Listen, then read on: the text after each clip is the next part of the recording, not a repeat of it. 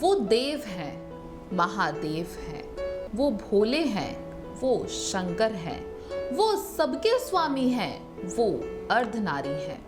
जब भी महादेव की बात मुख पर आती है तो याद आते हैं 12 ज्योतिर्लिंग, और उन 12 ज्योतिर्लिंगों में से सबसे खास और दिल्ली वालों के पास है केदारनाथ धाम। सफेद बर्फ की चादर लपेटे ये धाम इतना खूबसूरत लगता है जैसे स्वर्ग का कोई हिस्सा जमीन पर आ गिरा हो। तो आइए आज आपको ले जाते हैं केदारनाथ और बताते हैं वहां का इतिहास, साथ ही कुछ खास बात। केदारनाथ महादेव का धाम है। सदियों से यह हिंदुओं का धार्मिक स्थल रहा है। मंदाकिनी और सरस्वती के संगम पर स्थित यह प्राचीन मंदिर लगभग 2500 वर्ष पुराना है। यह महादेव के 12 ज्योतिर्लिंगों में से एक है। कहते हैं इस स्थान पर महादेव के नाम के उच्चारण से ही आत्मा अंतर्मुक्त हो जाती है। यह उत्तराखंड का सबसे विशाल शिव मंदिर है जो कंटवा पत्थरों के विशाल शिलाखंडों को जोड़कर बनाया गया है। ये शिलाखंड भूरे रंग के हैं। मंदिर लगभग 6 फुट ऊंचे चबूतरे पर बना है। इसका गर्भगृह प्राचीन है जिसे 80 शताब्दी के लगभग का माना जाता है। मंदिर के गर्भगृह में अर्धा के पास चारों कोरों पर 4 सुदृढ़ पाषाण स्तंभ हैं, जहां से होकर प्रदक्षिणी होती है। अर्धा जो चकोर है, अंदर से पौली है और अपेक्षाकृत नवीन बनी है। सभा मंडप विशाल एवं भव्य है। उसकी छत पर 4 विशाल पाषाण स्तंभ पर टिकी है। विशाल के छत एक ही पत्थर की बनी है। गवाक्षों में 8 पुरुष प्रमाण मूर्तियां हैं जो अत्यंत कलात्मक हैं। तो अभी हमने आपको बताई केदारनाथ से जुड़ी कुछ खास बातें। आपके मन में भी ये सवाल आया होगा कि इतना पुराना मंदिर आज तक इसका अस्तित्व कैसे जिंदा है। कभी आपके मन में ये सवाल भी आया होगा कि भोलेनाथ को देवों के देव महादेव क्यों कहा जाता है। तो इसका जवाब ये है क्योंकि वो देवों के भी देव हैं, वो महादेव हैं। अब हम आपको बताते हैं मंदिर के निर्माण का इतिहास। पुराण कथा अनुसार हिमालय केदारनाथ श्रृंग पर भगवान विष्णु के अवतार महातपस्वी नर और नारायण ऋषि तपस्या करते थे। उनकी आराधना से प्रसन्न होकर भगवान शंकर प्रकट हुए और उनके प्रार्थना अनुसार ज्योतिर्लिंग के रूप में सदा वास करने का वर प्रदान किया। यह स्थल केदारनाथ पर्वतराज हिमालय के केदार नामक श्रृंग पर अवस्थित है। यह मंदिर मौजूदा मंदिर के पीछे सर्वप्रथम पांडवों ने बनवाया था, लेकिन वक्त के थपेड़ों की मार के चलते यह मंदिर लुप्त हो गया।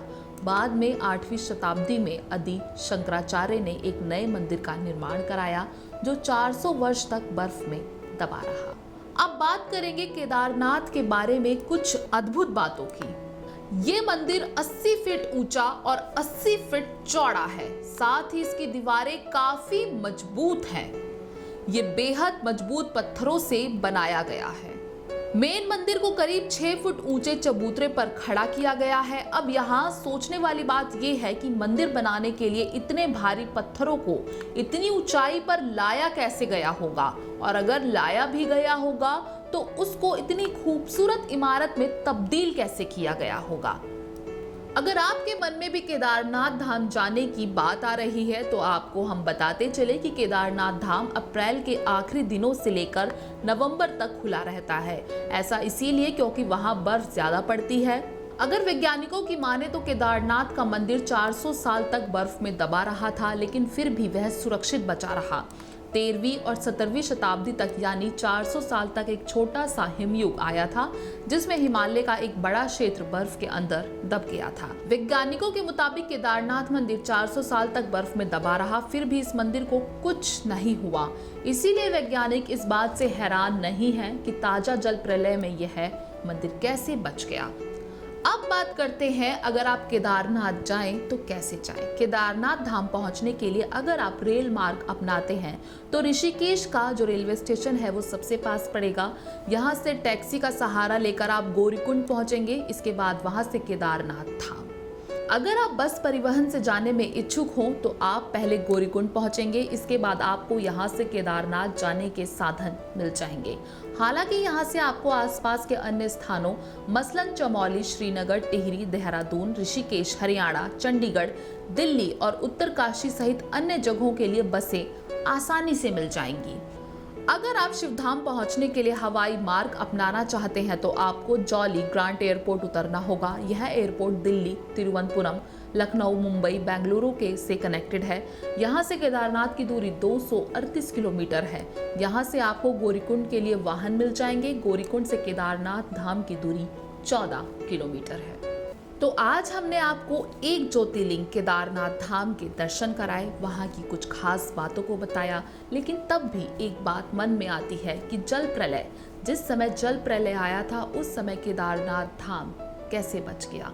इतनी मौतें हुई लेकिन उसके बाद भी केदारनाथ धाम सुरक्षित रह गया।